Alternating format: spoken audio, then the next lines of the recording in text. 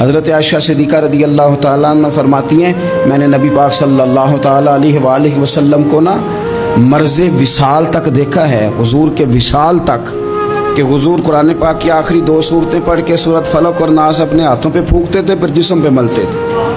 قرآن پاک میں شفا ہے۔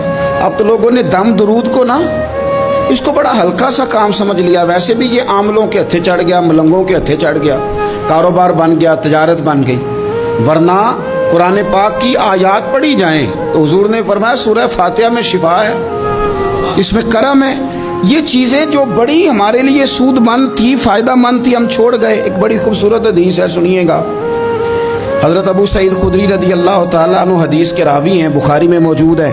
ارشاد فرماتے ہیں کہ ہم ایک سفر پہ تھے، واپس آ رہے تھے، ایک جگہ رات کو قیام کیا، سونا تھا، بستی تھی۔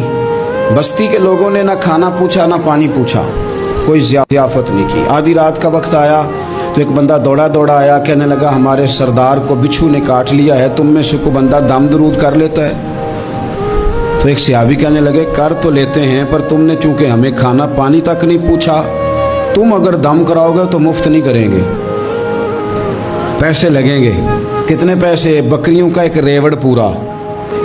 اور بھائی اس سے کوئی بندہ جواز نہ لے کہ پیسے لینے جائز ہیں۔ اب بات کو سمجھیں، پس منظر کیا ہے؟ پانی تک نہیں تم نے پوچھا۔ کچھ لوگوں کا علاج ہوتا ہے، وہ صحابی گئے، سورہ فاتحہ پڑھ کے دم کیا، اور حدیث بخاری سے میں آپ کو دکھاؤں گا۔ لوگ کہتے ہیں دم کدھر سے آ گیا؟ بخاری پڑھ رہا ہوں، صحیح بخاری۔ شفا تو اللہ نے دینی ہے نا، رب کریم نے شفا دے دی۔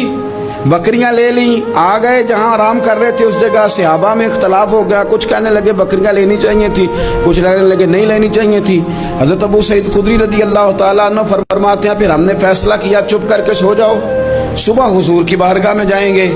اگر کریم نے کہا لینی چاہیے تھی پھر تو موج بن گئی، اور اگر کہا نہیں لینی چاہیے تھی تو بکریاں ہانک کے واپس کر دیں گے۔ مسئلہ کیا ہے؟ کہتے ہیں صبح گئے حضور کی بارگاہ میں، جا کے مسئلہ عرض کیا، یا رسول اللہ انہوں نے بھی پانی کوئی نہیں پوچھا تھا، ہم نے بھی کہا دم کریں گے تو پیسے لیں گے، تو ہم نے یہ بکریاں لی ہیں، تو یا رسول اللہ اب کیا کریں؟ حضور مسکرانے لگے۔ جس کے گچھے سے لچھے جڑے نور کے، ان ستاروں کی نزہت پہ لاکھوں سلام، اور جس کی تسکین سے روتے ہوئے ہنس پڑے، اس تبسم کی عادت پہ لاکھوں سلام، اور ان کی باتوں کی لذت پہ بے حد درود، ان کے خطبے کی ہیبت پہ لاکھوں سلام۔ حضور مسکرانے لگے اور مسکرا کے پوچھا اچھا پڑھا کیا تھا؟ یا رسول اللہ سورہ فاتحہ۔ فرمایا سکھائی کس نے تھی؟ کہا یا رسول اللہ آپ نے۔ فرمایا پھر آدھی بکریاں میری ہیں آدھی تمہاری ہیں۔